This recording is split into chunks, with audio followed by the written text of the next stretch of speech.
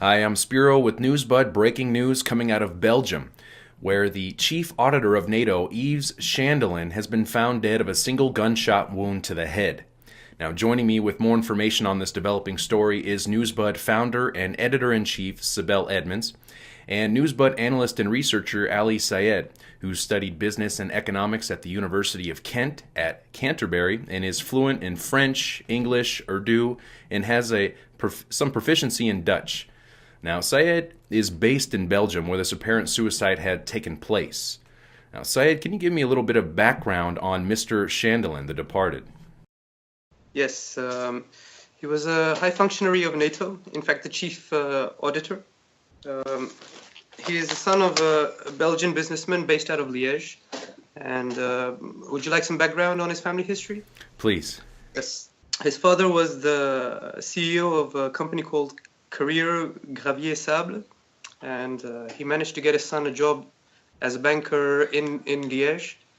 But soon a few scandals ensued. There was some insider dealing, and before the story could get big, his father took him out of the job and sent him to Luxembourg in another bank for a bit. And there he gradually increased a lot of the bank's clientele base by introducing his Belgian clients to the Luxembourg branch, and slowly moved his way up within the banking sphere. And in 1998, eventually managed to get a job in NATO, and that is despite having no formal education, no diploma, no banking degrees. It's very much a family connection that got him there, pretty much. Well, Syed, now our information here in the U.S. and in English is pretty limited on this story as it is developing. The initial reports that we're seeing here is that his body was found 140 kilometers away from his work and 100 kilometers away from his home. Now, you being there in Belgium, what additional information do you have on the location of where his body was found? Well, it's 100 kilometers from his office in Luxembourg, and nearly the same distance from his house where his family resides. There is some interesting connections with the location in regards to one of his friends lived there 500 meters away from where he was found dead. That friend was owed around 45,000 euros by the deceased. And there was some speculation that it could be debt related, what happened to him.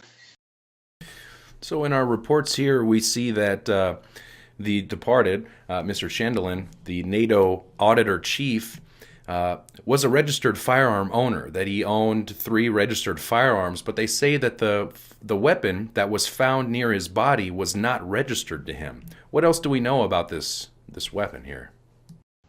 Well, indeed, he owned the license to 3 firearms, and the weapon used, as you say, was not one of the 3 registered firearms. This was a firearm that he kept in the glove compartment, which he used which was used in the death. So. Now, in the English versions of the reports, they state that the firearm was found near his body. What are you reading? What are you seeing there in Belgium?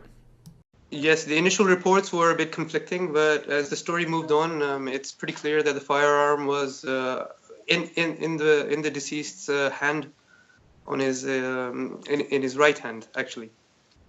And the way he shot himself was point blank, with the actual weapon touching his head, pretty much.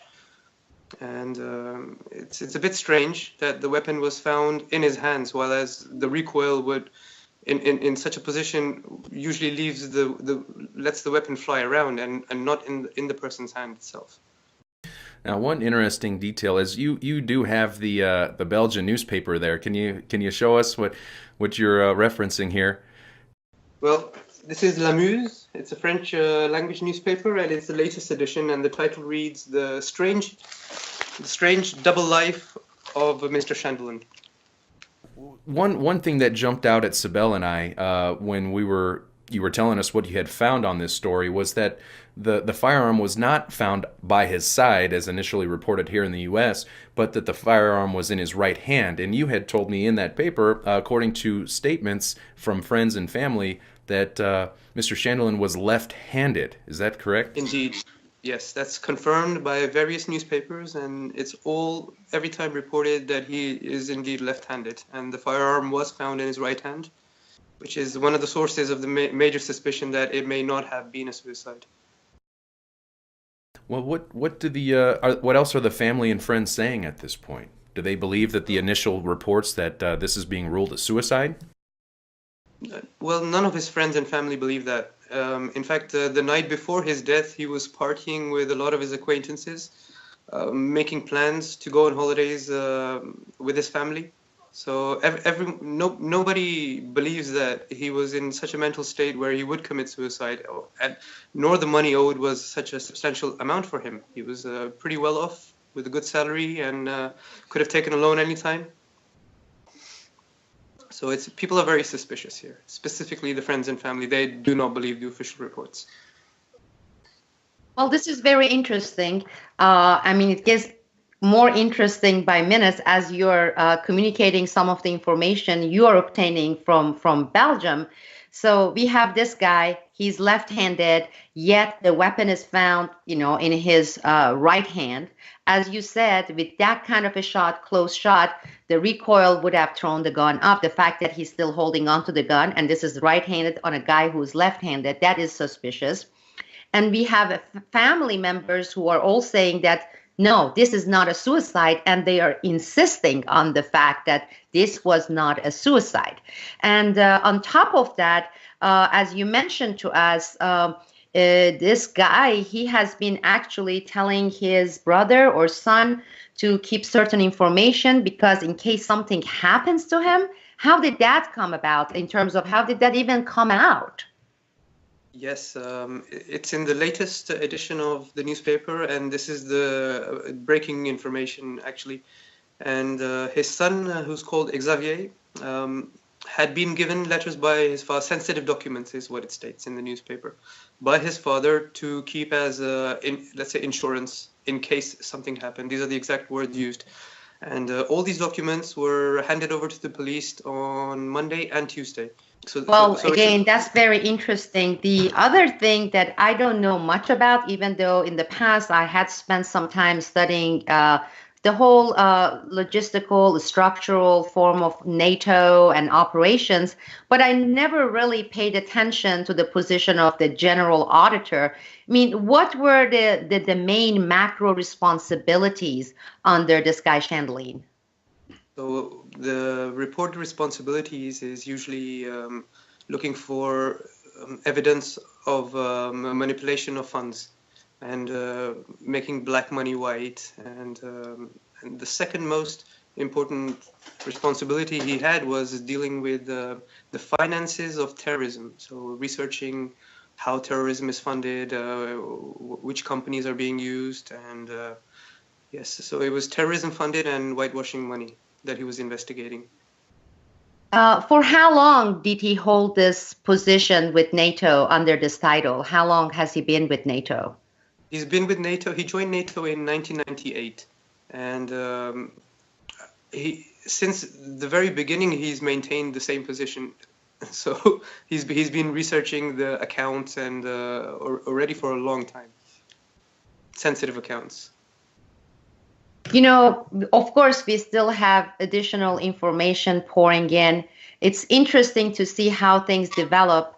In some of these suspicious suicides like this, sometimes you have the family members initially raising hell saying this is not suicide, but then mysteriously they get quiet and they become quiet. And one of the examples this one brought in mind with me was the suicide, the mysterious, questionable, highly questionable suicide of Dr. David Kelly in UK.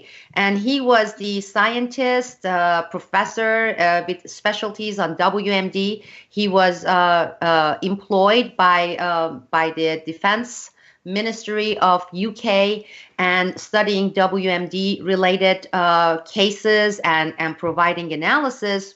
And of course, in 2002, 2003, when we had all these things with the WMD and Iraq and Saddam Hussein and all those fake news and all the forgeries, This guy actually was gutsy enough, Dr. Kelly, to speak with reporters and start actually challenging the misinformation, all the lies that were being put out by the British government. And again, very interestingly, after he started facing some retaliations, he was found dead, a few hundred meters from his house in a park, overdosing and killing himself with these box of pills. And then his autopsy results were actually classified. So the British government would refuse to release his autopsy report, while at the same time insisting that it was a suicide. And of course, several scientists, doctors, people in the UK, they formed a group and they started demanding the release of this autopsy, etc. But the reason I'm bringing this up is because Dr. David Kelly's family, initially they were skeptical and they were saying, well, this is unusual, and they didn't think it was suicide.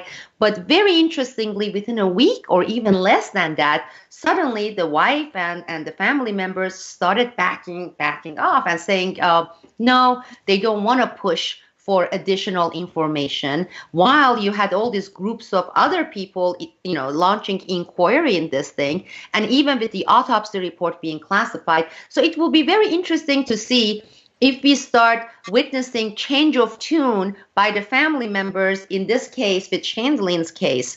Now, on the other hand, when I'm looking at it, as you said, this guy had a pretty colorful background. He was in the banking industry, and we know the banking industry, when it involves Luxembourg and Belgium, how those have been the hub for a lot of illicit activities. And it's a kind of a pretty sleazy industry to be operating in, and especially at that high level. So the fact that this guy has been working with the Nato with this position, with this title since 1998, it makes me exclude the possibility of any whistleblowing, and any kind of retaliation like NATO wanting to hush him up. Because look at this guy, he's been there for 20 years, and we know NATO as I would say one of the world's top shadiest organizations, and he has been playing the game because he's one of them.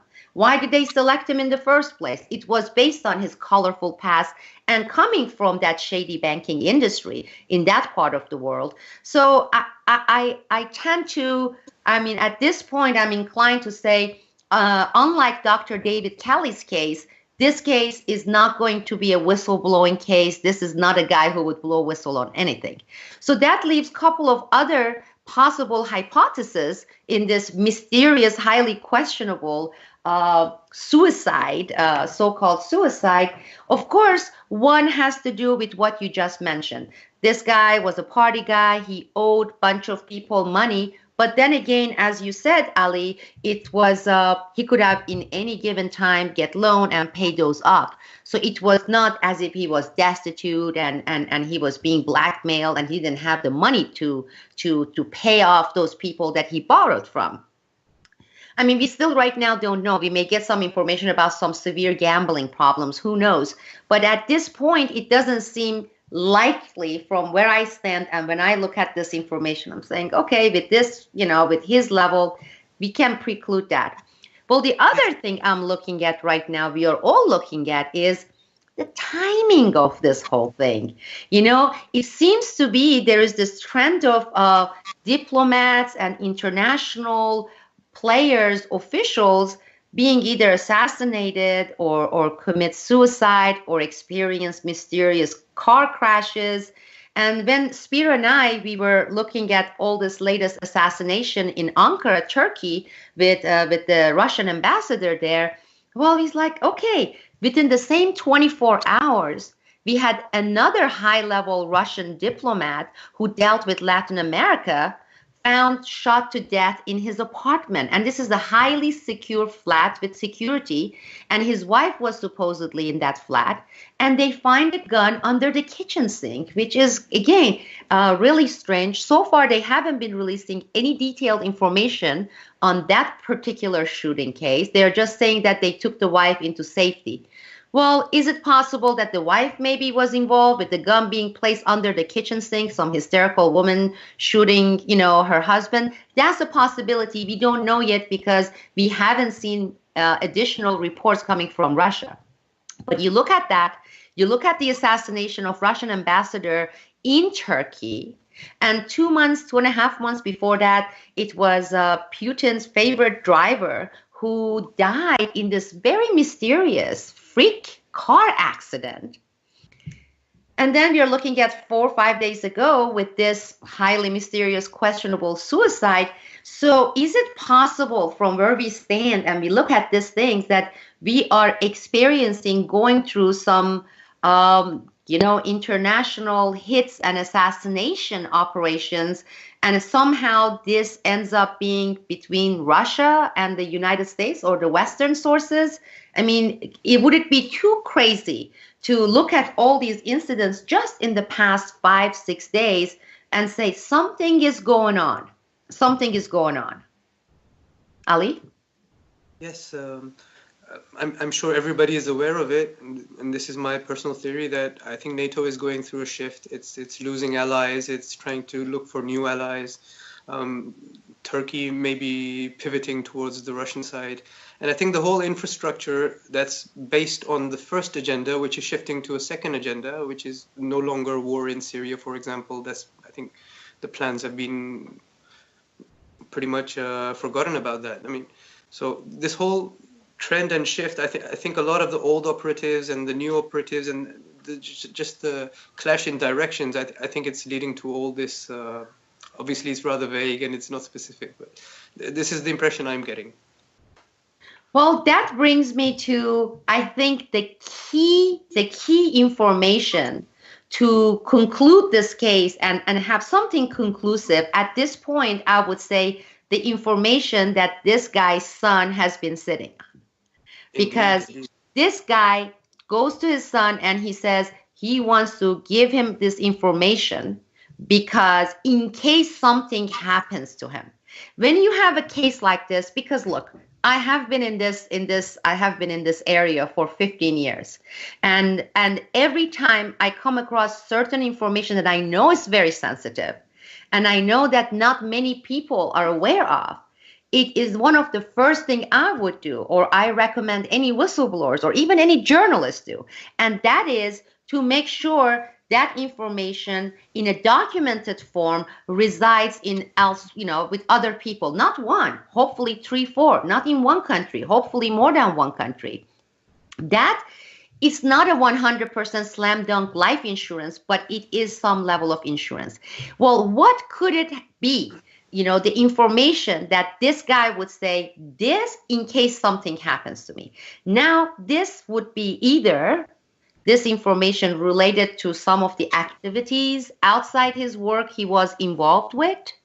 That's possibility A. Possibility B would be, even though he was the systems guy, he lasted there, he was shady to start with, is it possible that maybe by accident or coincidentally, he came across certain NATO-related operation or a cover-up that he was not supposed to? I mean, not that he has loose mouth, obviously he doesn't, but they found out that he has this information.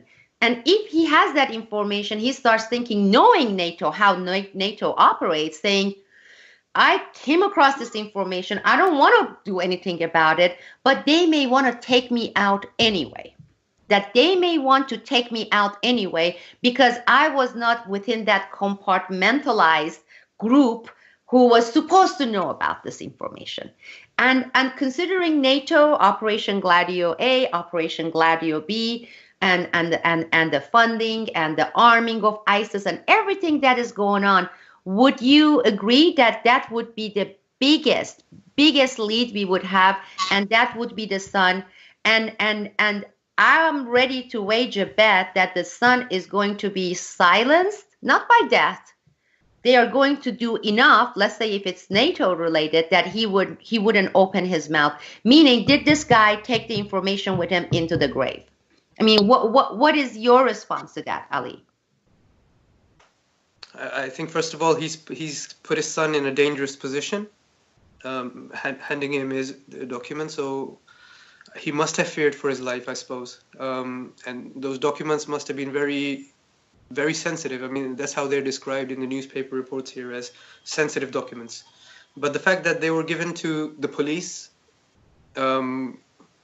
it's pretty much that leverage is gone. So obviously it depends what NATO's reach in the police is, and so I think the son just gave all the documents. I mean, he could have kept them and used it as insurance for himself, but it states that he gave all the documents away. So, have we had any comments from the son? Oh no, we just have his name. It's Xavier, and I think it's a son because he was married 3 times, the father. So, and now he's married to his 3rd wife. So I'm supposing it's one of the previous sons from one of the previous marriages. Well, I think this is as far as the English reporting goes. This is going to be one of the most important developments being reported. What we are doing here to our viewers, our audience here in the U.S., in UK, and people who haven't been finding anything, just like us, going and researching this guy. There is nothing in English, and I'm surprised that it's been since Friday. You know, this took place last Friday. And I am absolutely, even knowing how awful the mainstream media and the pseudo-alternative media is, just the fact that right now we are Thursday, okay, it's Thursday, it's been more than 6 days, and we haven't seen anything being covered within the US media. I mean, is that surprising to you, Ali? It's very surprising, and some of the few reports that I did manage to get in English were coming from Russian sources. So, it's first of all, it's also surprising why the Russians are taking so much interest in this, because I mean, all the Russian newspapers are ahead of this compared to the English-speaking newspapers. Secondly, also it's been a very busy news cycle this past week with a lot of things happening. So. I mean, I'm not so surprised that it's not on headline news and it's not being picked up. But again, we don't know how connected this is to all the other things that are happening. I mean, the initial reaction would go in the direction of saying that there is some connection between what's happening in Turkey and, as you say, what happened in Latin America, all these officials dying. So yes, pretty much we're still waiting on more information at this point. You're absolutely right. Based on my experience, there are never really that many coincidences, especially when you're dealing with that part of the world and with these types of operations and with these types of figures. And given the fact that we have had this escalation of tension between the United States and Russia, for example, the timing of the Russian ambassador assassination, which Spiro and I will be covering it with our analysis, detailed analysis. But I would like to take the opportunity and for 2 quick things here before we wrap up this. And I believe we will have another session with you as you start obtaining more information in Belgium, or hopefully just NewsBud putting this information out will bring attention from other alternative media sources, or actually shame the mainstream media here into saying, oh shit, excuse my language, you know, now we are really starting to look bad. We may as well do a couple of fluff pieces and put it out there and say, there it is, we covered it. What was that movie? Was it Top Gun, where the guy says, we have to put that clip, Spiro, into this video? Nothing to see here, folks. Just go away. There is nothing to see here. We'll play that clip for you. But quickly, I want to take this opportunity and welcome you, Ali, and announce you joining NewsBud team. We have been delighted working with you. I discovered you through Twitter, and I was really impressed with what you have been paying attention, what you have been covering and communicating through the social media, knowing that here is someone who's seeing beyond the fluff, beyond the cheesy, unimportant headlines, and is really focusing on really important developments that we don't see being reported around. And with your language skills and being in Belgium, we started working with you a few weeks ago. And as we were getting ready to record this segment, we were telling you about this karma business, and I already confessed I'm not a hippy-dippy person, but as soon as we started communicating with you and you came on board, we started looking at this investigative story that Spiro and I have been working heavily, hard work, investigative report, and lo and behold, the center of our story, a major center of our story, happens to be Belgium. And again, speaking of 1998, this guy's area, it would be good. We're going to have the link to a very important story article that was written in 1996 by Dean Andromedis.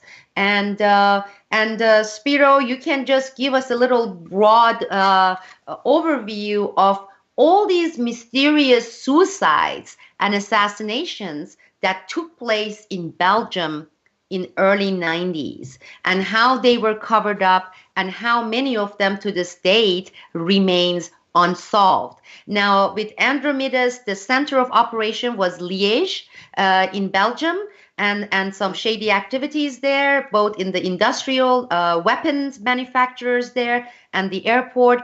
But our story takes us elsewhere in Belgium as well. But looking at this article that was written in 1996 on these highly mysterious, questionable assassinations and so-called suicides in Belgium, folks. We are talking about where NATO headquarters is.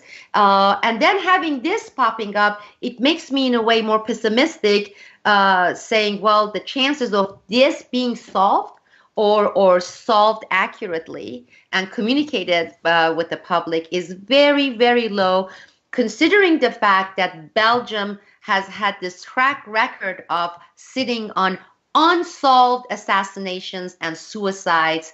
And again, this is the heart of the beast. This is where NATO is located. Spiro?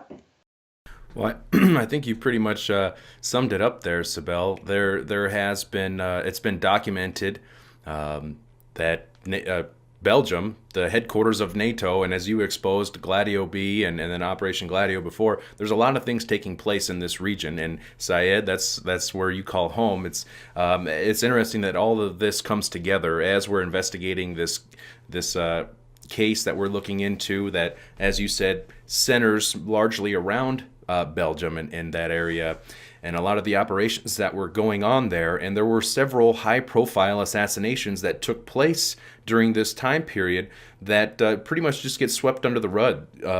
Assassinations or hits that would take place in broad daylight in front of the victim's home, and these cases go unsolved. There would be suicides that would then be overturned, and they would reopen the case like a year later saying, well, maybe it wasn't suicide. We need to look into this, but still nothing comes from it. But these are high-level people like generals in the Belgian military, and so there's some very interesting information. We've been, as you said, very busy, hard at work, digging up decades of information and contacting sources, and I'm very excited about this NewsBud exclusive that we're working on, that we're going to be looking to have out shortly within the next few weeks. And Syed is a big part of that. Sibel, a big part of that. We have a few other irons in the fire, so to speak. We're not going to show our whole hand yet, but definitely looking forward to that. And also, as you mentioned, Sibel, previously, we're going to be releasing our conversation dissecting this assassination that took place in Ankara of the Russian ambassador. So a lot to look forward to on NewsBud. We know it's the holidays, and everyone's out doing their family things and their last-minute shopping, but we're still hard at work here, and we're going to be churning out the content for everyone. Absolutely. Again, welcome, Ali. It's an honor to have you on board. It's been a pleasure working with you, and we are going to have more on this story. And as for other story that we are working on, very soon we are going to release the first installment, and part of it we are going to make it open source investigation. And we mentioned some of the reasons for this. For example, when you start looking into this area, what right now Spiro and I and Ali and several other people, not only in the US, but in other places, not only in Belgium, working on, it's an area that anybody who comes close and touches, they either get to be silenced, they go away and they don't dig any further, or they are silenced permanently. So bringing in our viewers with our first installment and making it part of it, open investigation, open source investigation is our goal. It is for our own safety and security, but also we believe that that kind of collaboration will bring in far more result than trying to get this thing solved between the 6-7 of us right now here. It's a major story. It's a several installments that's gonna try to cover it. But please stay tuned, and thank you very much, Ali, for joining us. And please keep us posted so we can have a follow-up on this story. Okay, will do. If you found this video useful, share it. NewsBud presentations are only made possible by our viewers. Subscribe to newsbud.com today to become part of the NewsBud community, where soon you will find exclusive content only available to our subscribers.